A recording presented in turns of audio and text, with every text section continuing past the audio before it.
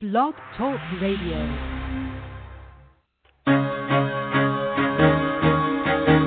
Carol the Coach. Sex, love, and relationships. We talk about it here. Carol the Coach. Compassion with contemporary relevance. I am a psychotherapist. I can be your personal life coach, and I can help you with your issues. There are no problems too small or too big. You can talk about anything. Speaker, columnist, radio TV host, and commentator. Carol the Coach brings messages of wellness and empowerment within reach of everyday people every day. Almost 5 years ago, I lost my soulmate in an accident. He was killed in a plane crash. Life just, for me, has seemed to stop. There are groups all over the city. I teach one. It is a specific way to start thinking so that you shift how you see the world, which then shifts your energy, and then you feel better and you actually see things differently. Carol the Coach. Always available, too, at carolthecoach.com. Now, I've got Russell on the line. I'm 47 years old. I'm a truck driver. I'm married. I have a wife in San Francisco. Okay. I haven't been home in 6 months. My thing is, I don't know if I have a sex addiction or what the problem is. Why do I want what I can't have? And as soon as I can have it, I don't want it anymore. You're right on target when you say, I don't know if I have a sexual addiction. Well, guess what? Yes, you do. And you know what? That's my specialty, Russell, so you're at the right place. Continue. I meet women online, and I'm in a different part of the country. I travel all 48 states, so I love sex. I hear self-esteem issues. You never felt good enough, and you didn't feel like you were getting what you should have then, and you're reenacting that now. Do you want to change that about yourself? You get what you need. I got it. And welcome to Carol the Coach. Carol Sex, Coach love, Show. and relationships. We talk about it here. Carol the Coach.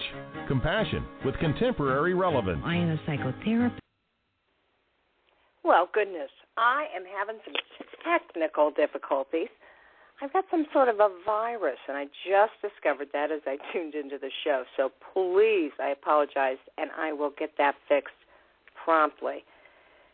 It's nice to know you've got those kind of things, but I would have liked a little bit of warning.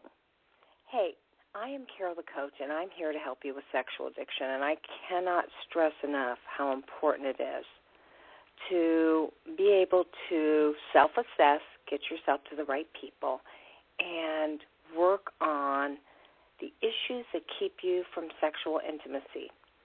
You know I have listeners all over the world, and if you have a question, you can feel free to call me at 646-595-3284. I am here to help you assess what you may need to do, whether you have the addiction yourself or love somebody who does. You know, I've often said that the shame is what follows my clients who have sexual addiction, but their partners deal with the betrayal, which is a whole different type of trauma. And I get calls and emails from all over the world talking about what it takes to work through their sexual addiction. You know, this is not something that gets cured. This is something that's managed. But here's my promise to you, that if you work on getting healthy and recovering and following the steps, you will be healthier than 99% of your friends and your loved ones, because you will constantly be in the mode of self-improvement. And actually, that self-improvement kind of substitutes for what the sexual addiction used to bring to you. So the good news is that you will start craving what it takes to stay healthy. And that, in and of itself, is a wonderful gift. And that's what we look at when we look at sexual addiction. We look at what are the gifts that it brings and what can you do to actually promote improved mental health. Now, I had an email from a man, right before Christmas, and I didn't get to this because, Christmas was a busy time. I've had a lot of fabulous guests. I've got a secret. I'm going to be interviewing Claudia Black in the next month. Anybody who knows anything about addiction knows that Claudia has written more books about what it's like to love somebody who has addiction, or for kids, what it's like to have a parent who has an addiction.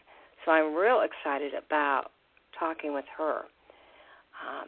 But I have these fabulous guests almost every week. Tonight, you have me. And I got this email, and it said, "Hi, Carol. I listen to your podcast weekly." Now, you may wonder, how does he listen to a podcast weekly? Well, he goes to iTunes, and he downloads for free the entire series. And when he does that, it automatically downloads. So if you like this show and you want to hear more, if you press the subscribe for free button when you go to iTunes and you put in sexual addiction or sex help with Carol the Coach, it will download all the shows I've done and all the future shows. You can also go to www.blogtalk.com / actually it's blogtalkradio.com / sex help with Carol the Coach. And there you will be able to download each episode that looks interesting. So this is a listener who listens weekly, and he says, sometimes I listen to several of them several times. I wanted to express a term you use on your podcast that is somewhat triggering to me. I'm a recovering sex addict, and other listeners like me might find the word triggering as well. He says, when you use the term hookup in a general way, it reminds me of websites. What their aim is to do is just that, hook people up for sex. I understand the context you are using, and I understand that I'm responsible for how I respond to such words. I think why it bothers me is that I feel some remorse or regret over my past acting out behaviors. And that includes visiting sites like the sites that talk about hookups. I'm asking, would you consider that such words might be confusing to us in recovery? Even in the context that you use it, it seems a bit degrading and like a negative word that describes relationships between the sexes. Would you consider not using that word? I'm open to your response. And so, of course, I responded to him, and I said, hey, I totally understand that that is a word that is triggering to you, and certainly I don't mean it to be. When I talk about hookups, I am talking about clients that get together for recreational sex. And I will look at considering other words that I can use to avoid triggering this listener. However, I'm so glad that he takes responsibility for the fact that it is triggering for him. You've heard me say it before, in my men's group. If I'm wearing heels, they say that's triggering. If I'm wearing over-the-knee-high boots, they say that's triggering. If I wear nail polish and sandals, they say that's triggering. And although I totally get that there's a variety of things that male or female counselors can do that are triggering, the important thing is to talk about it, to bring it up to your therapist so that you can have an open and honest dialogue, because it's in your secret. When you keep these things in your mind, that kind of secrecy perpetuates sexual addiction. And so for this listener to say, hey, I find this triggering, he's already on the road to not being triggered so much, if I were to use that word.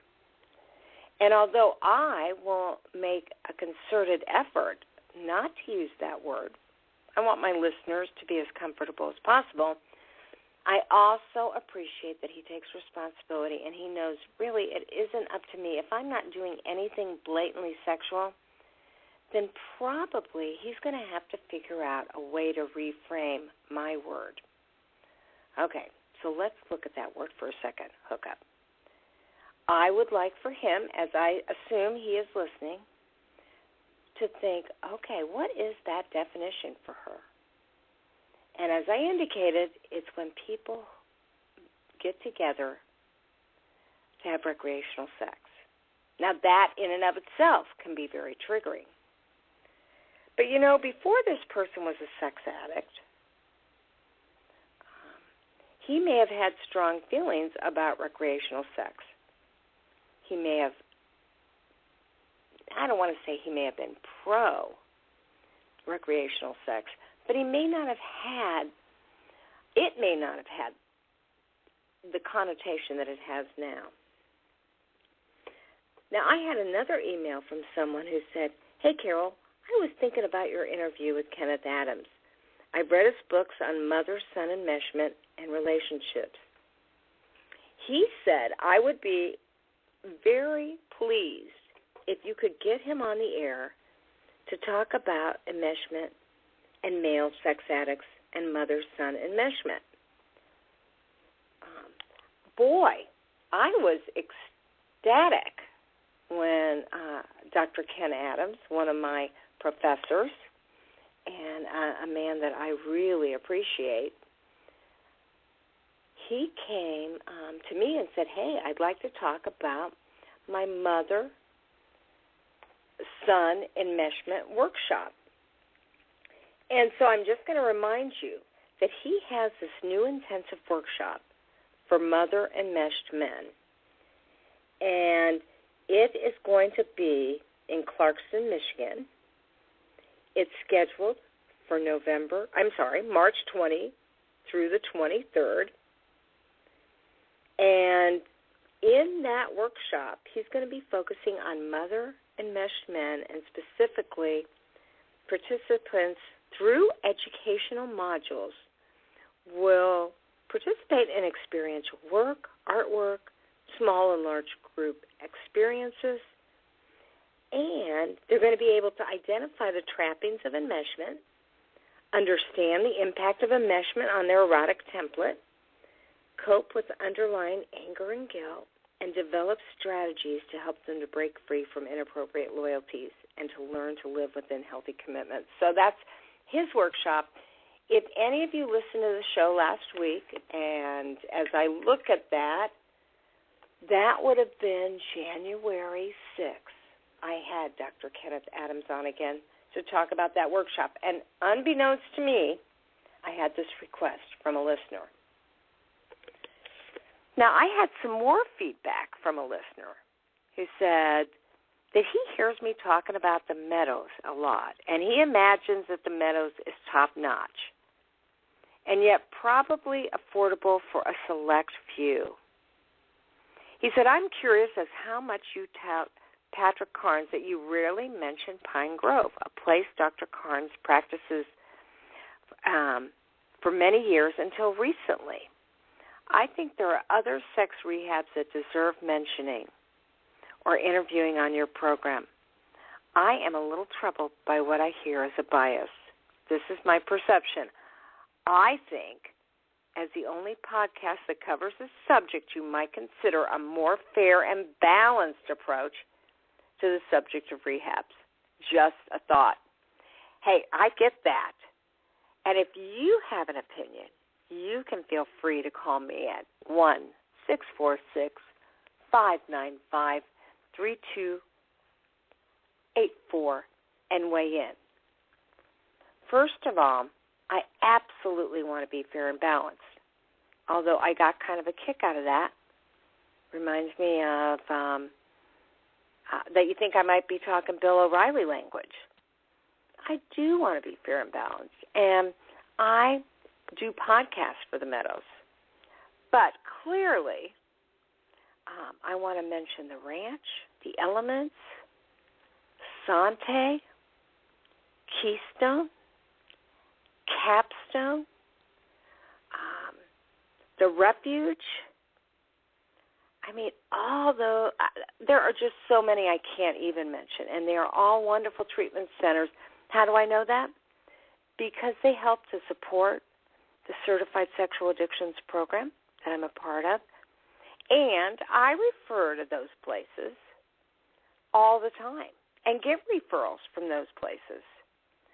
So if it appears that I have a bias, and I do love the Meadows, I have to admit it, I know there are a lot of other fine treatment centers. And if there's one that you have a question about, hey, let me talk with you about it. You feel free to call me, feel free to email me. I will, I started to say it, I will hook you up with the right people at these treatment centers so that you can talk to an intake worker, find out what kind of educational services they provide, and take it from there. Now, I had a listener say to me, hey, I liked your interview with Dr. Shelley Urem.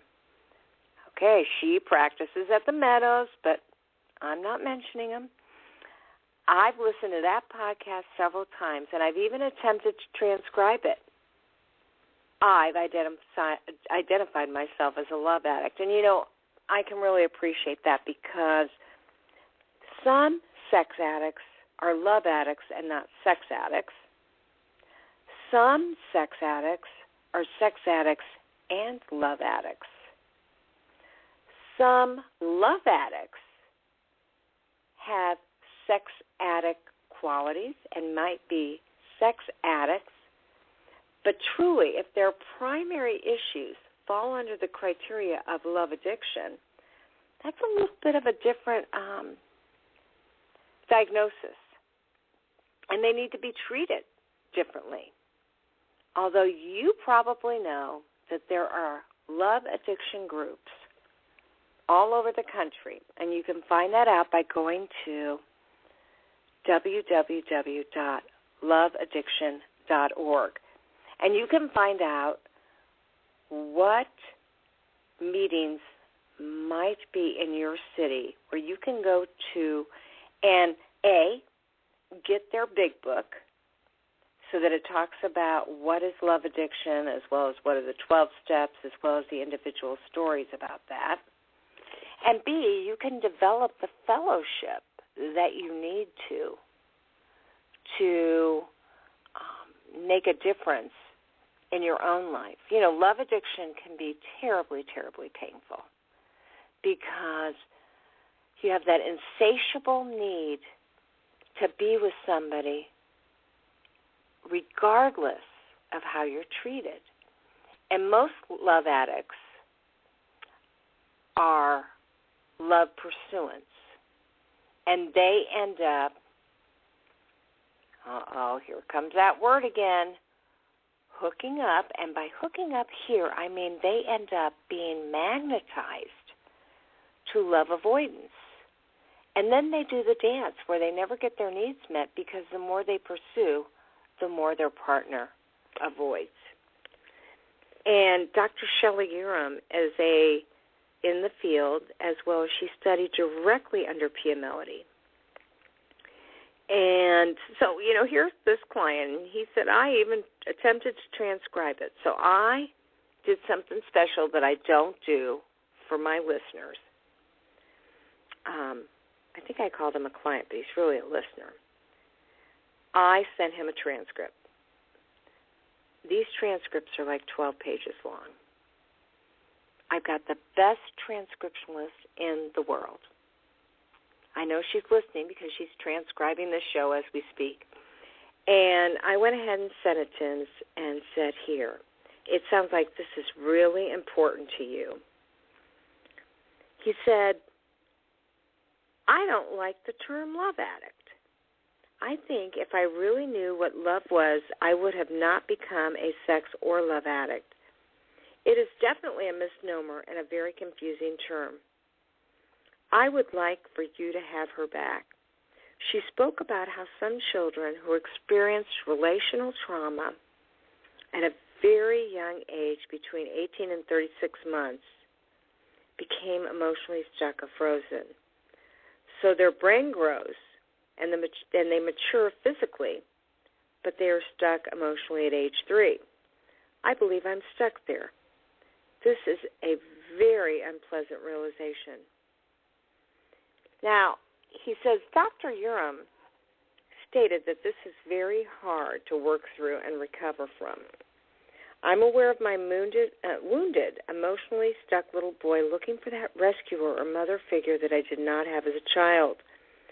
That is not a healthy adult male relational need. Yet I don't know how to soothe that inner child and heal him from that wound. I don't want him to be driving my relational decisions unconsciously. It would be interesting to hear Dr. Urim describe the process one goes through to heal this wound. Well, the good news is we plan on having Dr. Urim, Dr. Shelley Urim from the Meadows back this year.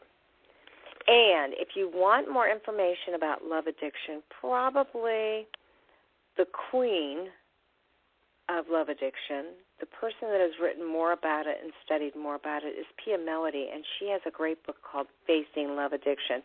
I'm sure you probably already got it, but there might be some listeners out there who have either never heard of her or never heard of the term and want to know more about it. So as you can see, I've got some great emails, and I want to end with another email from a 54-year-old sex addict. He says, I struggle with consistent recovery dailies and commitment to recovery work. I don't have a recovery program of due diligence. I'm not consistent, and I'm overwhelmed with what I'm discovering about myself. Sex addiction is but a symptom of several deeper issues. Oh, boy.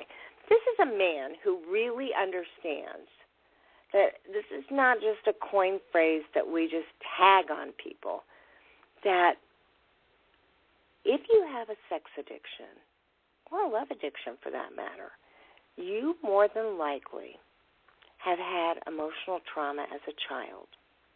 Not always, especially if you're a pornography viewer, but if you are into exhibitionism or voyeurism, if you have constant affairs, if you don't feel like you can have an open and honest relationship with a person, you have deeper issues. And these unresolved childhood traumas and grief can really affect your functioning. He says, I have a limited ability to feel for myself and others. And boy, I get that, because I talk to men all day long, and feeling identification is very, very difficult. Now, if you've listened to my show, you know that people suffer from 5 to 7 primary feelings, and they are anger, sadness, loneliness, fear, happiness, shame, and guilt. And it's so important for an addict who has suppressed these feelings, who has denied them, who has minimized or rationalized them away, to begin to learn how to be authentic by A, identifying the feelings, and B, deciding what is a healthy way to work on them. And when you do that, you begin to learn the ABCs of how to recover and manage your sexual addiction. He says, my inability to feel for myself and others has blocked access to adult roles, thinking, and behaviors because I'm stuck in unfinished business, not able to organize either thought or day while carrying around this throbbing emotional and psychological wound and avoidance of maturational tasks through the years of my addiction, such as committing myself to some life's work, taking steps to make it real. Sex addiction has effectively allowed me to postpone necessary formative growth because it kept me sedated rather than grappling and struggling with the issues that encourage maturation. So now I'm 54 and at times seized with anxiety over this realization. I feel like a 10-year-old trying to figure out life and to get life together in a productive manner. I'm wearied and I'm so tired. Well, if you think about it, he sounds very discouraged. And at the same time, if I said there were these 7 feelings, anger, sadness, loneliness, happiness, fear, shame, and guilt, what do you think he feels when he says, I feel like a 10-year-old trying to figure out life and get life together in a productive manner. I'm wearied and I'm so tired. More than likely, he feels sad. Sad that his life has been such a struggle. And again, we get that because clearly life can be a struggle when you haven't really been able to work through the issues that so oftentimes make it difficult to have healthy relationships and make life different. And I get that, absolutely get that. But you know what? He called it exactly like he saw it when he said, I don't have a strong recovery program. I haven't used due diligence. And due diligence is so important when it comes to a recovery program. You should be doing probably 10 things a day to work on your recovery. You know, one of them would be going to 12-step meetings, having a sponsor and meeting with him or her regularly, prayer, meditation, reading 12-step materials, going to a certified sexual addictions therapist, exercising, having a journal, identifying your feelings, and then doing all the other normal things, such as getting filters on your phone, on your, getting filters on, every laptop you own. I know that it can be very, very difficult to take away that opportunity to act out. But that is the way that you get healthy, when you absolutely take that opportunity away so that you can clearly and understandably be less tempted. If you've got this wounded soul condition, you have to protect yourself. You've got to parent yourself and keep yourself safe.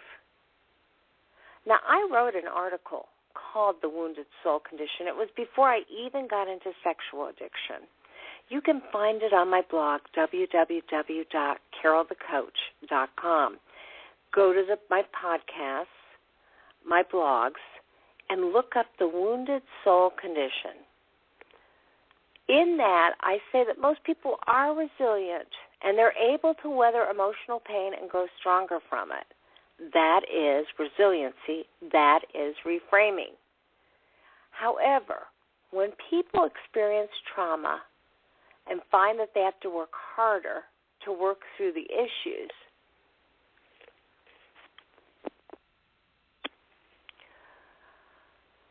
they can either become angry and frustrated they have to work so hard, or they can gain lifelong coping skills.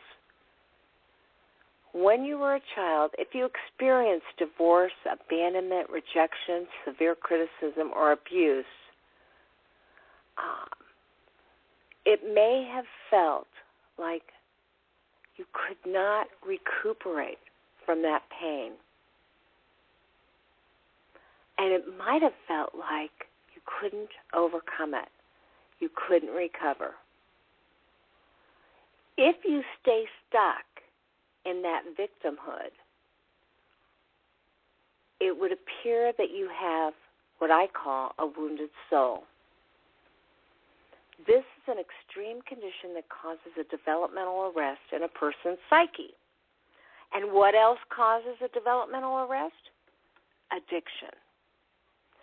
So when a person's soul is wounded, he's kept locked in a holding pattern. He or she, actually. And if a person cannot overcome his trials and tribulations, he suffers debilitating effects. Although he may look successful, because maybe he's a workaholic, and that's how he medicates his pain, he is hiding a dark secret inside. Not only does he feel inadequate, he is unable to maintain healthy relationships because of his past wounding.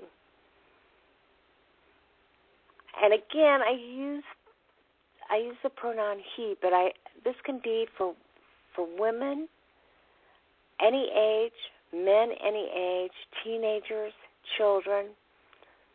Now, people who have had this condition are unable to fully give or receive from another human being. What do we call that? We say they're unable to have intimacy. It prevents them from having intimate relationships, and they report that there is a hole inside of them that is insatiable. They may derive pleasure from certain activities or hobbies, or they may self-medicate with drugs, alcohol, sex, eating, gambling, money, all those short-term hits that affect your reward center in the brain. However, these people can't recall positive childhood memories. People who've experienced a wounded soul describe feeling that they don't measure up, even when they have great achievements. So, more oftentimes than not, they either are over-successful, they strive for perfection, they are overly ambitious, and they spend every second keeping themselves busy so they don't have to feel, or they lack ambition and they don't seem to make a difference in their own lives. As you might imagine, people who have experienced early childhood trauma have learned that life is too painful, so they've withdrawn from the relationships to avoid being hurt. Wow. They've withdrawn from relationships, and let's face it, relationships are the essence of life. This may insulate and protect them from further injury, but it also keeps them from feeling. They've given up emotionally, or they've guarded themselves so drastically that they won't allow people into their lives. They are unable to achieve intimacy because they've turned off the switch to human emotion long ago. Their ability to disassociate becomes so natural that they become performers or actors, not allowing feelings to work into the equation. They may not have a conscious awareness that they have given up on others, let alone themselves. Well, I say that, but to be real honest, if they got quiet and they spent some time just being, they would feel that nagging feeling that says they're not happy inside, they don't feel good about themselves, and their life is not complete. Sometimes people with the wounded soul condition become overly critical to keep others from getting too close. Not only are they at risk for anything that numbs them, they may spend their entire life self-medicating the pain. This is why sex addicts oftentimes have wounded souls. They've had this trauma that has hurt so much, they've learned to turn off the feelings. And as one of my clients described this evening, he disassociated and really did feel himself leaving his body, watching himself in rageful situations as a child. Now, can you imagine what he's done? He's married a woman who's a rager. And he and I both know that this is actually a good thing because it will help him to get healthy. He will now learn the coping skills necessary to not take her rage personally and to develop critical boundaries that will help to keep him safe.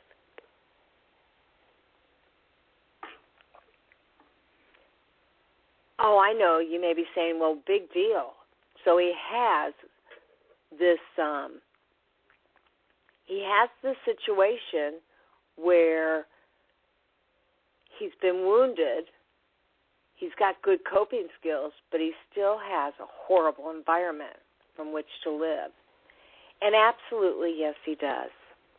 But you know what? When somebody learns to identify their feelings and they create healthier boundaries and they begin to feel and they stand up for themselves because they can as an adult, they couldn't as a kid, well, then they are able to feel better about themselves. And when they feel better about themselves and they get stronger, well, I'm here to tell you, when that occurs, they become more authentic and genuine and good things happen.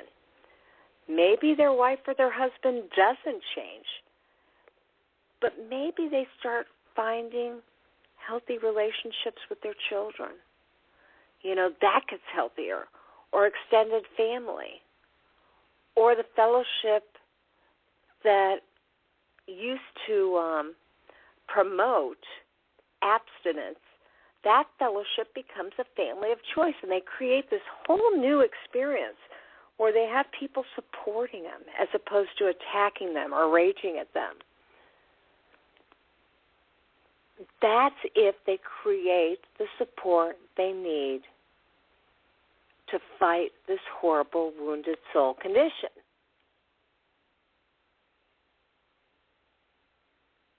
Instead of seeking external means to feel good, because let's face it, when you seek external means to feel good, you find that nothing fills the hole that the childhood trauma has created. That's the bad news. But the good news is when you develop healthy relationships, it's validating. And when you create supportive people in your life, that hole gets smaller and smaller because you couldn't create those supportive people if you weren't working on yourself. So as you're listening to what I describe as a definition for the wounded soul, I want you to think about either yourself or your partner that meets these criteria, and know that there's nothing that you can say or do that will compensate for the previous pain. But finding healthier people to draw from emotionally, as your loved one has very little to give you emotionally, is absolutely the way to go for partners who have a loved one with a wounded soul. And if you personally think that you suffer from this condition, you need to run, not walk, to the nearest counseling agency and be ready to do some intensive psychotherapy. And you know I'm a big believer, if you're a drug addict, get to an addiction specialist. If you're an alcoholic, find somebody who's got expertise in alcoholism. If you're a sex addict, go to a certified sexual addictions therapist. You know, your prognosis may be guarded, but you can overcome your past if you're ready to do the work and feel the pain, move beyond it, and trust again. Okay? So that's what you would need to do. You need to do the work, feel the feelings, or as I indicated, the pain. Create some healthier coping skills that will move you beyond it. And, of course, develop relationships or trust again. You did the best you could with what life dealt you. And now as an adult, it's up to you to change your course and find the joy in human connection. I mean, wouldn't that be horrible if you cheated yourself forever? You mastered the art of disconnecting to avoid being repeatedly hurt. That was a coping mechanism. You did that to protect yourself. And it served you well as a child. But now it requires that you find the right tools to take life to the next level. Intimacy is a part of that human connection. So is feelings, and so is fellowship. Now, if you want a copy of the Wounded Soul Connection, you can email me at carolthecoach@aol.com, and I'll be happy to send that to you so that you can kind of go over the criteria and decide if this is something that fits you or your loved one. And if you have questions about it, you can always email me at you can always call me at 646-595-3284.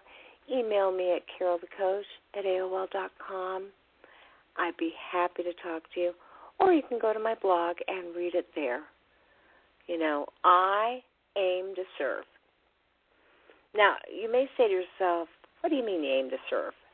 Well, the 12th step of the 12-step program is service.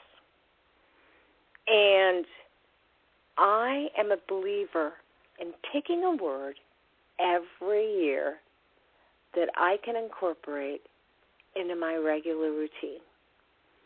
Sometimes that word has been fitness or inspiration or moderation or balance, all good words to help me put things in perspective. You know, I really believe in the pick a word theory for goal setting at the new year. And what I know to be true is that this year, my word is serve or service. I'm at the age now, I'm 58, I'm at the age now where, gosh, I've achieved what I've wanted to achieve. Oh, there's always more, definitely. I'd like this show to become syndicated. I'd like for somebody to pick me up so I could speak to you in your car, in your home. You know, I've had radio shows before. I've had 4. Loved them to death. Internet radio is absolutely wonderful, but I'd like to do it all. But in the meantime, what I believe is that God is using me in all sorts of ways to make a difference in the life of others.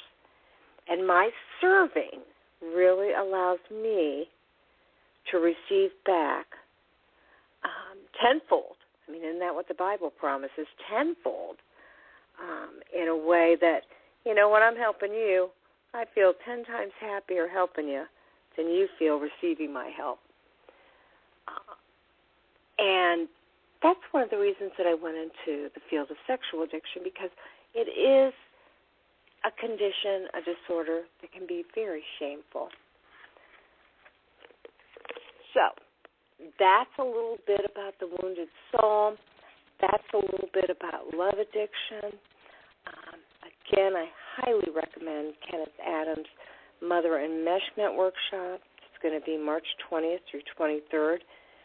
You can go to, let me see here if I can find, Dr. Ken Adams and Associates at gmail.com for more information.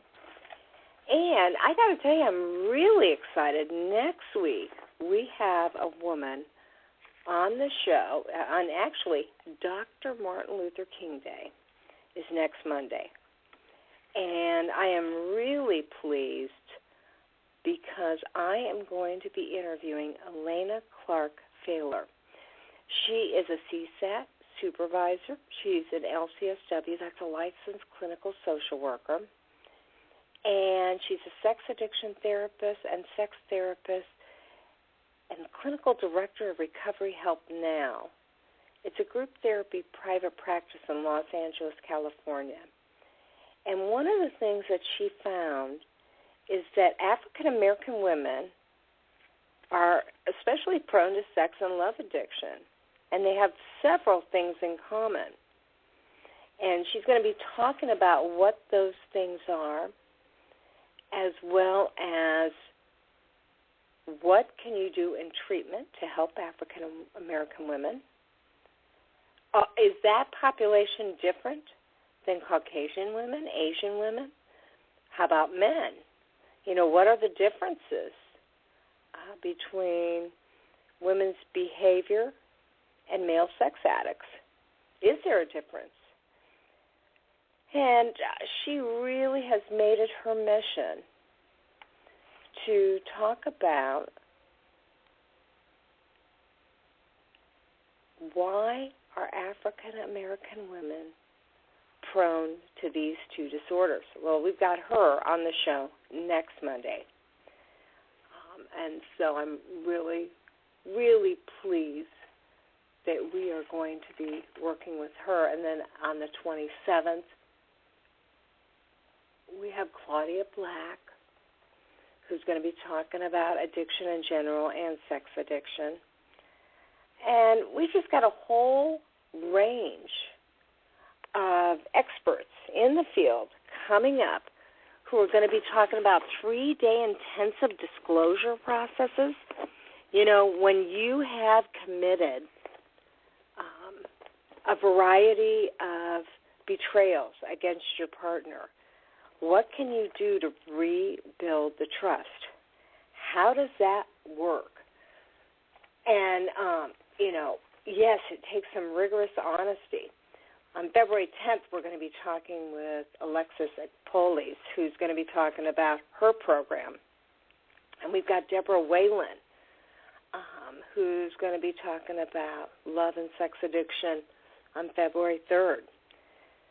So I am so looking forward to the opportunity to interview these experts in the field to help you. And, when it helps you, it helps me too. I always say this is my hour for constant education from the trendsetters in the field. That's why I was so pleased when I got those emails wanting to hear Dr. Urim as well as Dr. Ken Adams. I mean, we've had some fabulous people. And I know that it can be very, very tough to call in the show at 646-595-3284. But if that's the case, you can always email me because I'm more than happy to take your email questions and hopefully take your life to the next level. You deserve it. You've been through a lot. And that's why I really believe that listening to this show is the start of making a huge difference in your life. There's no other show like it. And if you want to know about treatment centers or people in the field or the best books, then truly you need to stay tuned to the show. So I'll be back with you after the break for a few final thoughts.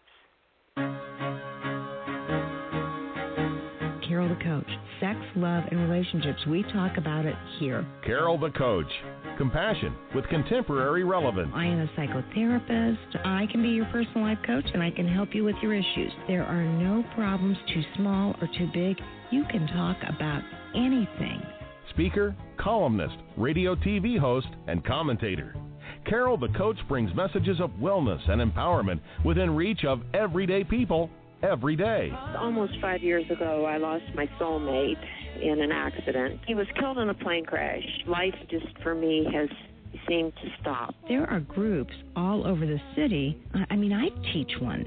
It is a specific way to start thinking so that you shift how you see the world, which then shifts your energy, and then you feel better and you actually see things differently. Carol the Coach. Always available, too, at carolthecoach.com. Now, I've got Russell on the line. I'm 47 years old. I'm a truck driver. I'm married. I have a wife in San Francisco. Okay.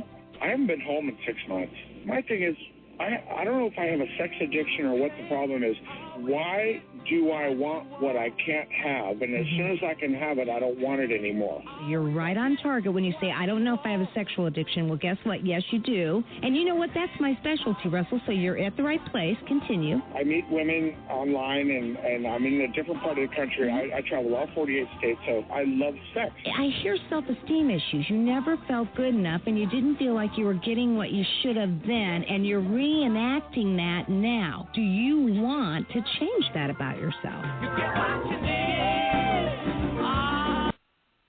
Yes. Do you want to change? That's the question.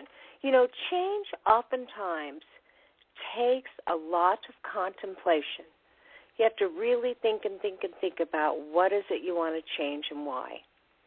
And then sometimes a crisis occurs, something that's absolutely devastating that feels like the worst thing in the world, and yet it motivates you into change.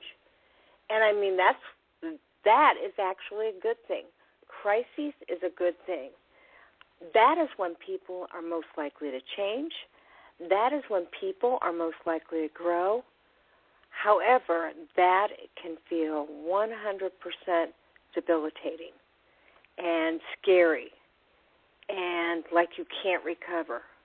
And yet I've never met anybody who didn't recover, whether they were arrested at the job for pornography in the schools, or they were sitting at home with their family when the police stopped them. Well, didn't stop them, but came to their home and they had to explain to their young children that Daddy was being arrested for doing bad things. Or women who have been caught having sex in their home by their husbands or their children or their loved ones. You know, these things feel like they're insurmountable and that one cannot recover. But my promise to you is that absolutely you can recover. But you clearly and indubitably have to have a recovery plan.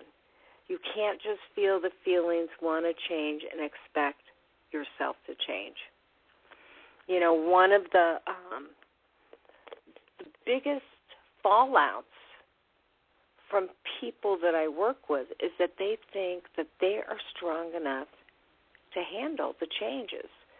They feel like it is through sheer willpower and determination that they can change their life. And with addiction, it doesn't happen that way. And if it does indeed happen, they are not in true recovery because they're not utilizing the tools to get them healthy. If you don't have somebody that you can talk to, if you don't have fellowship, if you don't have the right reading materials, you may stop the behavior, but you are doing what we call white-knuckling it. You're holding on for dear life, and you won't learn the healthy skills necessary to make your life different. I've been criticized on this show for being too 12-step oriented, but I truly believe it's a fellowship that makes a huge difference, just like Recovery Nation does and Smart Recovery. All these are programs that help the addict, and they all can be helpful, but they are a program. It does involve people, it does involve reading, it does involve study, and that's what counts. So think about your life and how you would like it to be different. Whether you be an addict or a partner, you too can make a huge difference in your life if you pay attention to the kinds of tools that are available to you. And it's not just one tool. It should be a whole host of tools. That's what really makes the difference. And so I get that you may have changed your life for the better, but if you don't do that on a daily basis with lots of support from others, it will only be a matter of time before you go back. Because, wanting strategies to assist yourself in getting healthy is one thing.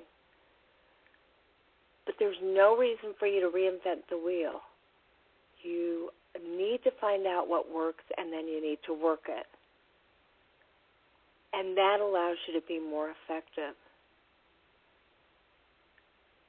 And that's what makes a difference in your life. It isn't going to be your husband or wife that gets you to change. It's going to be the resources that you create to make your life different. Okay, well, that's the end of the show, so I'll see you next week. And I look forward to spending Martin Luther King with you. It's that special day where we really honor a man who believed in equality for everybody.